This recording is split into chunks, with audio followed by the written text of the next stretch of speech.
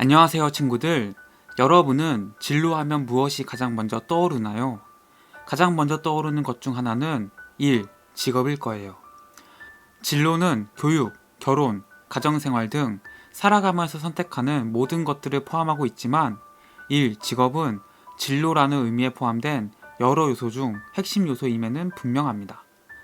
뜨인돌 출판사의 14살부터 시작하는 나의 첫 진로 수업은 사회 구성원 모두가 하는 일이 갖고 있는 다양한 메시지를 전해주고 있어요. 일 또는 일한다는 것을 통해 여러분을 기다리고 있는 인생의 여러 가지 일들을 예습해 보길 바랄게요. 첫 번째 이야기. 꼭 일을 해야 하는 걸까? 우리가 일하는 진짜 이유. 우리는 왜 일을 할까요? 돈을 벌기 위해서? 평소 관심 있던 일이라서? 모두 맞는 말입니다. 하지만 조금 더 고민해보면 다른 관점으로 접근할 수 있어요.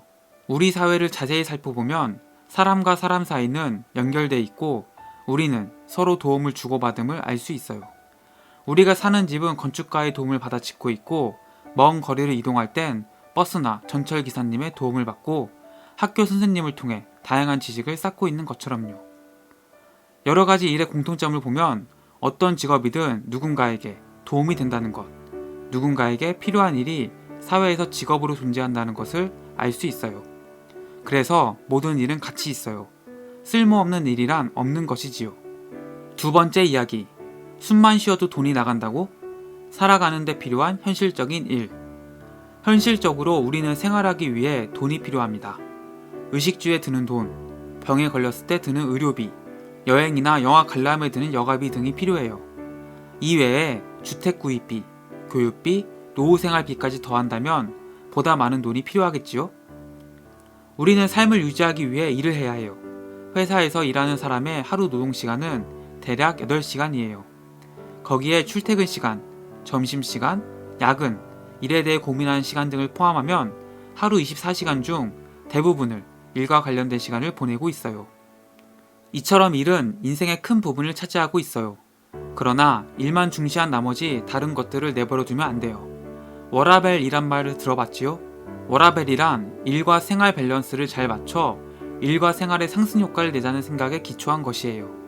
가족과 보내는 행복한 시간, 즐거운 취미 시간이 있어 일이 고된 시기에도 숨통이 트인다는 사람은 워라밸이 좋은 상태라 할 수 있어요. 일과 생활은 분명히 구분해야 해. 일과 생활의 비율은 50대 50이 적당한 것 같아 와 같은 워라밸의 정답은 없어요. 일과 생활의 딱 좋은 밸런스는 저마다 다르고 밸런스를 자기 가치관에 맞는 형태로 조절해 가는 것이 중요함을 기억해 주세요. 세 번째 이야기. 축구를 좋아한다면 축구 선수가 돼야 하는 걸까? 좋아하고 잘하는 일. 하고 싶은 일을 찾으려면 어떻게 해야 할까요? 자신이 무엇을 좋아하는지 생각하는 것부터 시작해야겠지요? 그 다음은 그것들을 실제 직업과 연결해 보는 거예요. 만화가 좋다면 만화가가 되고 싶다. 우주를 좋아하면 우주 비행사가 되고 싶다는 식으로요. 직업과 관련된 분야의 책을 읽거나 어른에게 물어보거나 인터넷에서 자세히 조사해 보는 것도 좋겠지요? 자신이 어떤 노력을 해야 하는지 알게 될 거예요. 여기서 중요한 점은 내가 좋아하는 분야는 하나의 직업만 있는 것이 아니라는 거예요. 축구 선수를 예로 들어 볼게요. 축구팀에는 선수뿐만 아니라 감독과 코치, 선수의 건강을 관리하는 의료진, 클럽 경영자와 광고 담당자 등 많은 사람이 일하고 있어요. 팀 관계자 외에도 시합을 촬영하는 사진가, 취재기자, 축구화 디자이너 등 다양한 역할을 맡은 사람들이 있죠. 축구를 좋아하면 축구 선수가 돼야 한다는 하나의 결과만 생각하지 말고 그 마음을 살릴 수 있는 다른 직업은 어떤 것들이 있는지 생각해보면 길이 더 넓어질 거예요. 내가 좋아하고 관심 있는 분야에 대해 신중히 고민하는 여러분이 되길 바랄게요. 왜 좋아하는지, 어떤 점을 좋아하는지 깊이 생각하다 보면 적성에 맞는 직업이 다른 곳에 있음을 깨달을 때도 있어요. 요리를 좋아하는 사람에게 요리를 좋아하는 이유를 물어보면 이것저것 만드는 걸 좋아해서요. 맛있는 음식 먹고 행복해하는 사람의 얼굴을 보는 게 좋아요.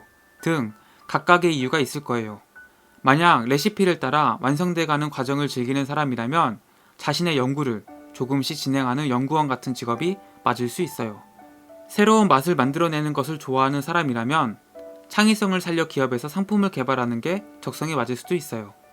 요리를 좋아하니까 요리사가 될 거야 라는 생각도 맞아요. 하지만 요리를 좋아하는 마음을 깊숙이 들여다보면 여러분이 좋아하고 재밌다고 생각하는 진짜 이유를 깨달을 수 있을 거예요. 네 번째 이야기. 취업하면 해피엔딩일까? 언젠가 우리가 마주하게 될 일. 우리 주변에는 일을 잘해 빛나 보이는 사람이 있어요. 그런 사람이 되고 싶다며 동경하기도 하고요. 하지만 그렇게 멋져 보이는 사람도 처음부터 잘했던 건 아니에요.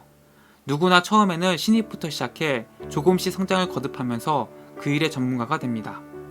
일을 시작한 지 얼마 안 된 무렵에는 안 되는 일이 많아요. 잘하고 싶다면 기술이나 전문적인 지식을 습득해야 합니다.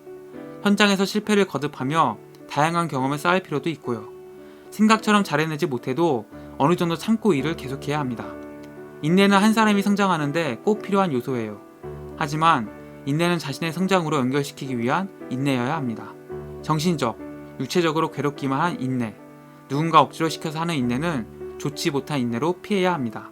여러분은 어떤 일이든 잘하는 직장인이 되고 싶겠지요? 다음 내용을 꼭 기억해 주세요.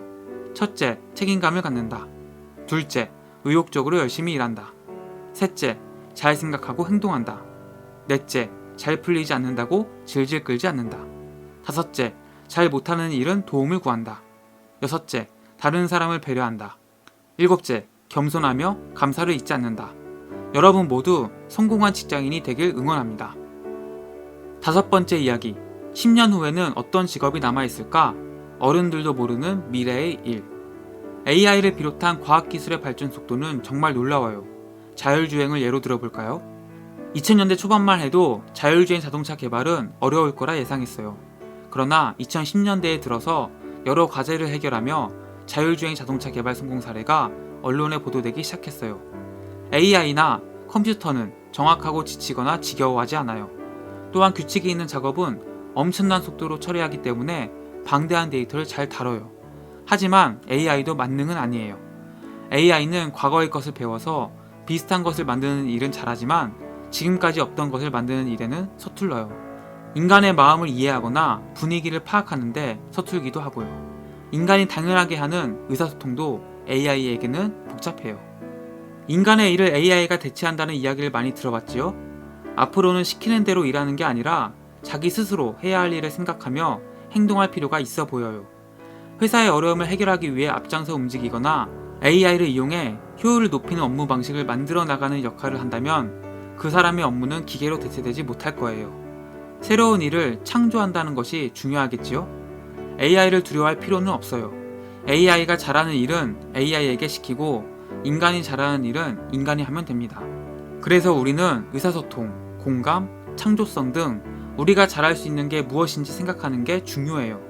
지금까지 일과 살아가는 것에 대해 이야기를 나눴습니다. 세상의 구조와 일의 연결성, 직업 선택의 기준, 현실적인 직업 세계에 대해 이해했을 거라 믿어요. 미래의 멋진 삶을 위해 현재의 시간에 집중하는 여러분이 되길 바랄게요. 새로운 것을 배우고 관심 있는 책을 읽고 여러 이벤트에 참가해보는 등 좋아하고 잘하며 흥미있는 것에 자꾸 손을 내밀어 보길 바라요. 실패를 두려워 말고 여러 가지 일에 적극 도전해 보길 바라요. 여러분에게는 무한한 가능성이 있어요. 여러분은 무엇이든 될 수 있어요. 즐거운 인생을 살고 싶다면 행동합시다.